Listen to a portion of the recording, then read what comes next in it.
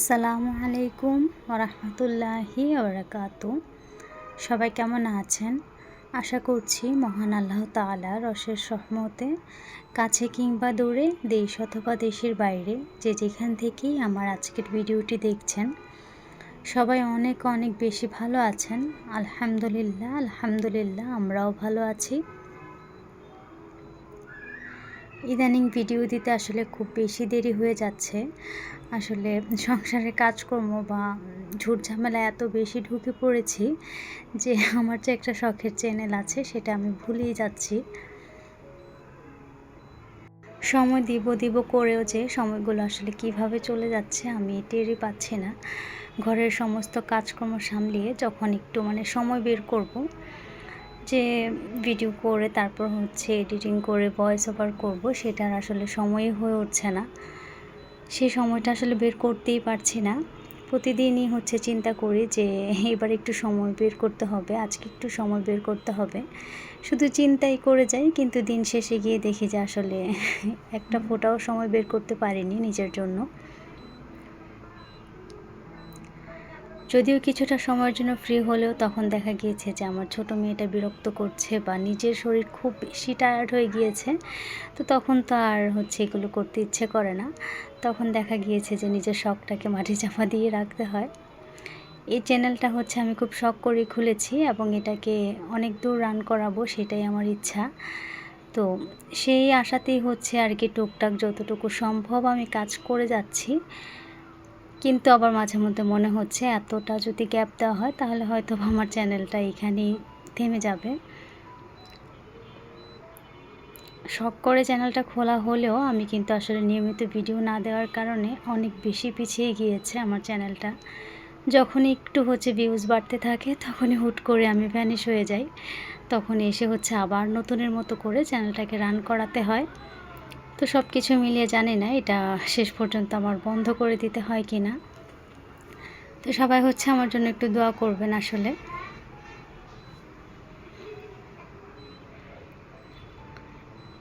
তো এটাও কিন্তু অনেক দিন আগের একটা ভিডিও ছিল, তখন আমার আম্মু বাসায় ছিলেন, কিন্তু এখন কিন্তু আম্মু চলেও গিয়েছে। তো সেদিন আর কি সকালবেলা উঠে আমি নাস্তা এখানে রেডি করে নিচ্ছি।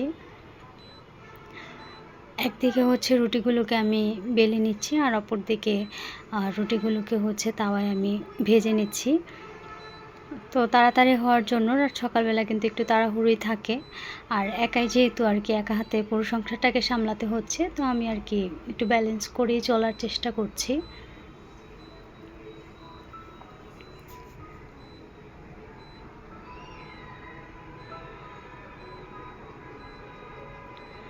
তো এই তো রুটিগুলো কিন্তু আমার বানানো শেষ। আর রুটির সাথে খাওয়ার জন্য তো প্রথমে আমি একটু ডাল ভোনা করে নিয়েছি।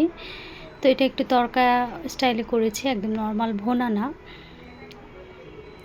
এইভাবে রান্না করলে রাইসার বাবা একটু বেশি পছন্দ করেন নর্মাল ভোনাটার চাইতে। তো এই তো ডালের একটু তড়কা করে নিলাম। এটাতে আমি একটু আলুও কুচিয়ে দিয়েছি। আসলে কুচি না, এটা একটু ছোটো ছোটো কোটি করে আর কি দিয়েছি। তো গতকাল রাতেই রাইসার বাবা যখন অফিস থেকে ফিরছিলেন, তো তখন মাছগুলোকে নিয়ে এসেছিলেন। মাছগুলো নাকি দেখতে একদম তাজা ছিল বা জীবিত ছিল আর কি, খুব জোরে জোরে নাকি লাফাচ্ছিল উনি বললো যেটা। কিন্তু গতকাল রাতে আসলে আর মাছ কাটার মতো এনার্জিও ছিল না। রাতের বেলা মাছ কাটাটা আমার একদম পছন্দও না। তো উনি যেহেতু আসার সময় নিয়ে এসেছে, সেগুলোকে আমি ওইভাবেই ফ্রিজে রেখে দিই। তো এখন সবগুলোকে আগে সকালেই নামিয়ে নিয়েছি, তো যেন এটা বরফটা ছেড়ে যায়। শিং মাছগুলো আমার খুব বেশি পছন্দ হয়েছে। একদম ছোট শিং মাছ আমার পছন্দ না, আমার আসলে ছোট কোনো মাছই পছন্দ না। তো এই শিংগুলো একদম আমার মনের মতো হয়েছে। তো এগুলোকে আমি একটু পরিষ্কার করে নিচ্ছি। তো পরিষ্কার করতে গিয়ে মাছের মাথার যে কাঁটাটা, সেটা আমার হাতে এমনভাবে বিঁধে গিয়েছে যে অনেকটা জায়গা কেটে যায়। তো পরে আর কি আর হাতে চাপ দিয়ে মাছটাকে ধরে আমি পরিষ্কার করতে পারছিলাম না। তো যতটা পেরেছি আর কি ওই হাত নিয়েই আর কি করেছি।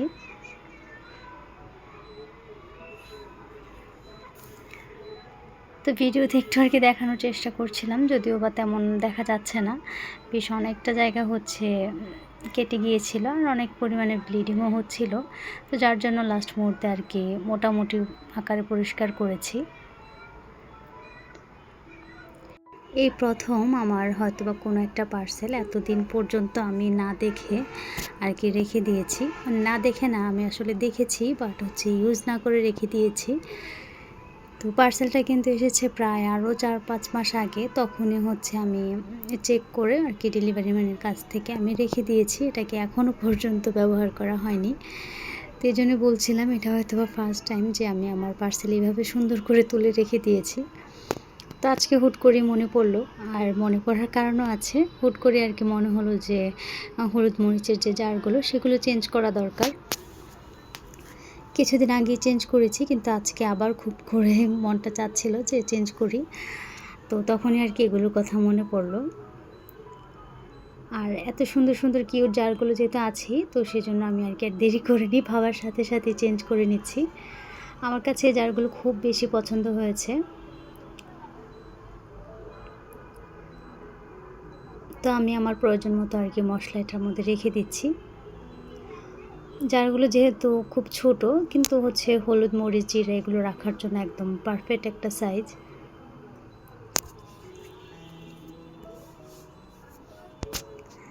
তো পুরনো জারগুলো বদলে এখন হচ্ছে আমি নতুন জারে এগুলোকে রেখে দিলাম। এখন দেখতেও মনে হচ্ছিল যে খুব বেশি সুন্দর লাগছে। আমার কাছে আসলে জিনিসপত্র কয়েকদিন পর পর চেঞ্জ করতে অনেক বেশি ভালো লাগে। এটা ওটা নাড়ানাড়ি করতে বা এই জিনিসটা চেঞ্জ করে আরেকটা জিনিস নিতে আমার কাছে না খুব ভালোই লাগে। তো আজকে যে আহামরি খুব কিছু করেছি তা কিন্তু না, শুধু মশলার জারটাই চেঞ্জ করেছি। তারপরও মনে হচ্ছিল যে আমার রান্নাঘরে নতুন একটা সৌন্দর্য বেড়েছে। যতটা সম্ভব আর কি আমি আমার মন মতো করে রান্নাঘরটাকে গুছিয়ে রাখার চেষ্টা করি। তো আমার যে সকল আপু এবং ভাইয়ারা এখনও পর্যন্ত আমার ভিডিওটি দেখছেন, আশা করছি আমার ভিডিওটি আপনাদের কাছে খুব ভালো লেগেছে। তো আমার ভিডিওটি যদি আপনাদের কাছে ভালো লেগেই থাকে তাহলে ছোট্ট একটা রিকোয়েস্ট থাকবে, প্লিজ আমার ভিডিওতে একটা লাইক দিয়ে আমার চ্যানেলটিকে সাবস্ক্রাইব করে আমার পাশেই থাকবেন। আর অবশ্যই কিন্তু পাশে থাকা বেল বাটনটি বাজিয়ে রাখবেন, এতে করে আমি যখন ভিডিও আপলোড দিব নোটিফিকেশান আপনার কাছে পৌঁছে যাবে আর আপনিও আপনার সময় করে দেখে নিতে পারবেন।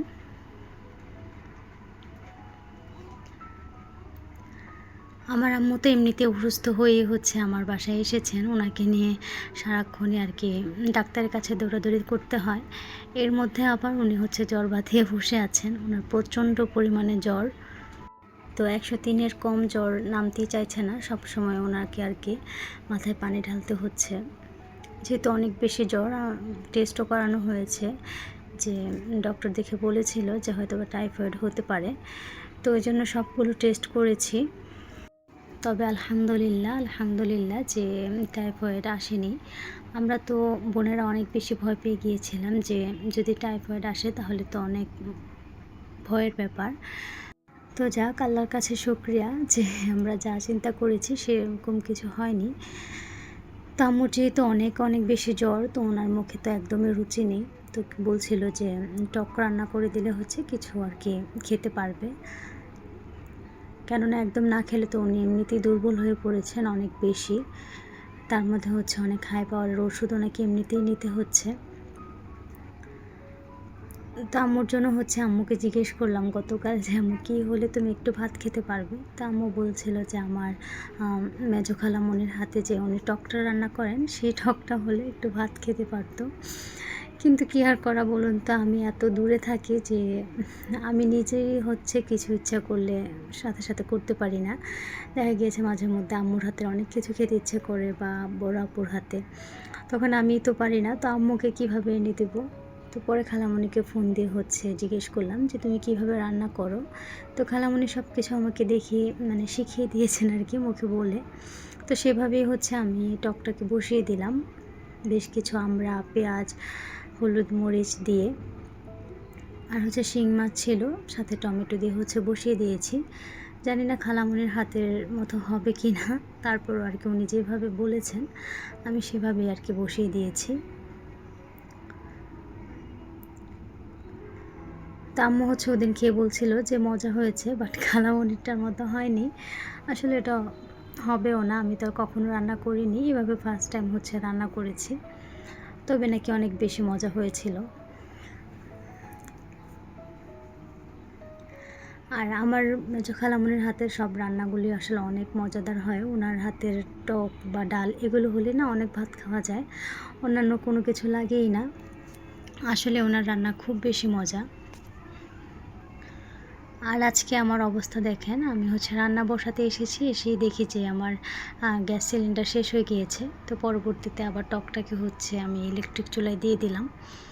মেজাজটা খুব বেশি খারাপ ছিল যে এখন এক চুলা রান্না করতে হবে, কতক্ষণে সিলিন্ডার আসবে তার তো কোনো হুঁশই নেই। তো এর মধ্যে আমার মেয়েটা আলহামদুলিল্লাহ মাশাআল্লাহ সে আমাকে ডেকে হচ্ছে এখানে নিয়ে এসেছে দেখানোর জন্য। সে আজকে বিছানাটা গুছিয়ে রেখেছে। আজকে সকালে উঠে হচ্ছে আমার বিছানা গোছানো হয়নি। তো আমার মেয়ে কিন্তু যেমন পেরেছে তেমনই করেছে, এটাই আমার কাছে অনেক। একটা মেয়ে থাকার হচ্ছে শান্তি এটা, সে মায়ের সব কিছু বুঝবে বা মায়ের সাথে সাথে হেল্প করবে। তো সে যতটুকু বুঝেছে তেমন করেছে। যেমন এই খাটে হচ্ছে আমার আম্মু যেহেতু এদিকেই হচ্ছে মাথা দিয়ে ঘুমায়, তো সেইভাবেই হচ্ছে বিছানাটা করেছে। আমাকে যখন এনে দেখাচ্ছিল আমার কাছে কিন্তু খুব বেশি ভালো লেগেছে। এই যে মেজাজটা হুট করে খারাপ হয়ে গিয়েছিল, তো আমার মেয়ের কাজ দেখে কিন্তু পরবর্তীতে আবার ভালো হয়ে গিয়েছে। মাশাআল্লাহ মাশাআল্লাহ আলহামদুলিল্লাহ। দোয়া করি আমার মেয়েটা যেন আরও অনেক বড় হয়, আল্লাহ তাআলা তাদেরকে নেক হায়াত দান করুক। তো পরবর্তীতে আমি কিন্তু আর গুছাইনি, আমার মেয়ে যেমন করেছে আমি হচ্ছে ওরকমই রেখে দিয়েছি। এটাই আমার কাছে আসলে অনেক বেশি ভালো লাগছিল। তো একটু দেরি করে হলেও এই তো দুপুরের সব রান্না বান্না শেষ। আর এটাই ছিল টক। তো টকের কালারটা একটু লাল হয়ে গিয়েছে, আমি হচ্ছে ভুলে মরিচের গুঁড়া দিয়ে দিয়েছি। এটাতে মরিচের গুঁড়া নাকি দিতে হয় না। তো যেহেতু ফার্স্ট টাইম রান্না করেছি, একটু দেখতে যেন কেমন লাগছিল, সেটা হচ্ছে মরিচের গুঁড়া দেওয়ার কারণে কেমন লাল লাল হয়ে আছে আর কি। তবে কথায় আছে না, আগে দর্শনধারী পরে গুণ বিচারী। তো দর্শনই যেহেতু ভালো লাগেনি, তো টেস্ট আর কি ভালো হবে। আমি নিজেই নিজেরটা বলছি, হয়তো বা আমার আম্মু বা বাকিরা সবাই আমাকে খুশি করার জন্য বলেছে যে মজা হয়েছে। তবে আমার কাছে মনে হয়েছে যে না, তেমন একটা ভালো হয়নি। তো এখানে হচ্ছে দুপুরে সবাই মিলেই তো খেতে বসে গিয়েছি।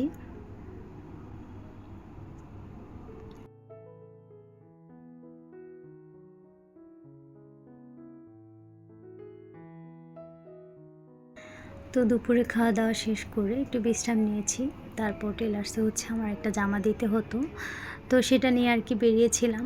তো এখানে নতুন একটা রেস্টুরেন্ট হয়েছে, এখানে কখনো আসাও হয়নি। আর তার পাশেই হচ্ছে টেলার্সের দোকানটা ছিল। তো এখানে এসে মূলত হচ্ছে ভাইয়াকে পাইনি, উনি মেবি হচ্ছে কোথাও গিয়েছিল। তো যার জন্য আমরা আর কি এখানে এসে বসি। তো সন্ধ্যার দিকে যেহেতু নাস্তা করি আমরা বের হয়েছি, আসলে রেস্টুরেন্টে যাওয়ার কোনো ইচ্ছাই ছিল না। তো আমার পেট একদমই ভরা ছিল। তো রাইসার বাবা জিজ্ঞেস করছিল যে কী অর্ডার করবে। তো পরে মেয়ের জন্য আর কি একটা চকলেট মিল্কশেক আর একটা হচ্ছে সাব স্যান্ডউইচ অর্ডার করে। আর আমি হচ্ছে আমার নিজের জন্য একটা কফি নিয়েছি, এর বেশি কিছু আমার লাগবেও না। তো আজকের মতো আমার ছোট্ট ভিডিওটি এখানেই শেষ করছি। দেখা হবে পরবর্তী ভিডিওতে ইনশাআল্লাহ। ততক্ষণ পর্যন্ত সবাই অনেক অনেক বেশি ভালো থাকবেন আর আমাদের জন্য দোয়া করবেন। আল্লাহ হাফেজ। আসসালামু আলাইকুম।